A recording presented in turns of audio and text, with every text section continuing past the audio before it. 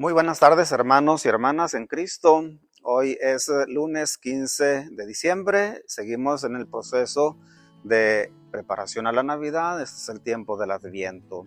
Hoy la primera lectura y el Evangelio tienen algo en común, algo que nos impulsa a poder eh, afinar la mirada y poder descubrir quién, de manera anticipada la fiesta de la Navidad, quién es.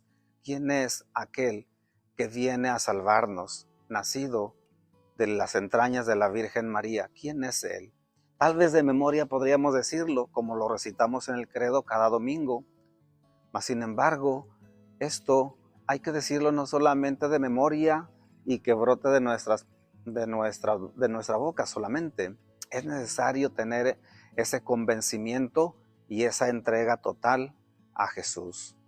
Pues bien, la primera lectura nos presenta un episodio muy interesante que se remonta pues hacia el año 1250 a.C., en tiempos de Moisés, que habiendo salido de Egipto, pues pasan el desierto y allá junto al país de Moab están extendidas los campamentos de toda esa gente que había salido de Egipto. Ahora ya están cercanos a la tierra prometida. Solamente les falta brincar el río Jordán y entrar ahí en una ciudad que se llamaba Jericó. Ya es la tierra prometida, pero todavía aún no han atravesado ese río. Y entonces el rey de Moab, un señor llamado Balac, pues ve a los recién llegados como una amenaza. Es una muchedumbre y los ve como un estorbo, a alguien que ha entrado en sus territorios, y manda llamar a una especie de brujo, una especie de hechicero, para que los maldiga. Este hechicero se llamaba Balaam, y pues Balaam se le ha ofrecido de parte del rey Balac riquezas, oro, pues seguramente mucho poder. Y con esa encomienda pues va al encuentro de Balac. Balaam se encuentra con Balac.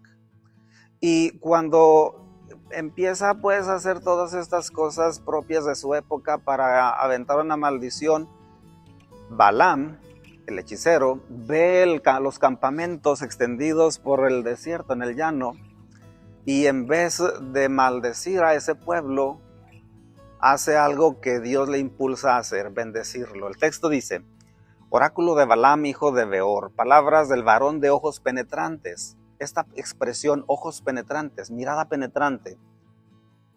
Oráculo del que escucha la palabra de Dios y contempla en éxtasis con los ojos abiertos la visión del Todopoderoso. Continúa diciendo: qué bellas son tus tiendas, Jacob, las tiendas de campaña, los campamentos, y tus moradas, Israel. Son como extensos valles, como jardines junto al río, como aloes que plantó el Señor, como cedros junto a la corriente. De su descendencia nace un héroe que domina sobre pueblos numerosos. Esta es una profecía. Aunque Balaam no es del pueblo de Israel, Dios le concedió a este hombre profetizar que de esa muchedumbre, de esa descendencia de Jacob, de ese pueblo de Israel, va a brotar un héroe, así le llama, un héroe que domina pueblos numerosos. Está anticipando el nacimiento del Mesías, que nosotros sabemos es Jesús, el Hijo de Dios.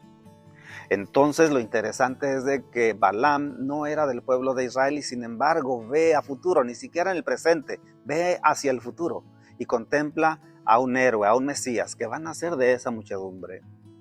En el Evangelio encontramos personas que por el contrario no saben distinguir al Mesías ya presente. Balaam lo ve hacia el futuro y los contemporáneos de Jesús que están frente a Jesús no son capaces de descubrir en Jesús al Mesías. Dice el texto que cuando Jesús entra en Jerusalén, en aquella manera admirable que nosotros recordamos el domingo de Ramos, Jesús entra y en el templo expulsa a los vendedores y hace algunos prodigios.